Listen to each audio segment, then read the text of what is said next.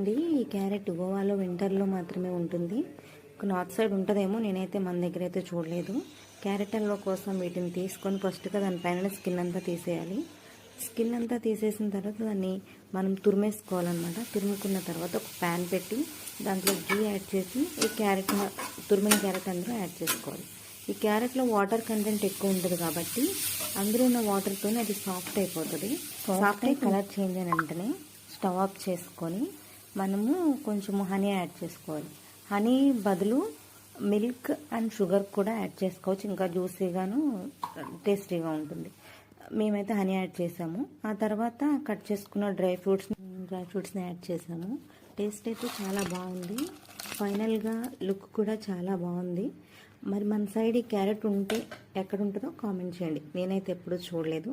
ఈ వీడియో మీకు నచ్చినట్టయితే లైక్ చేయండి, షేర్ చేయండి, సబ్స్క్రైబ్ చేయండి. Bye bye.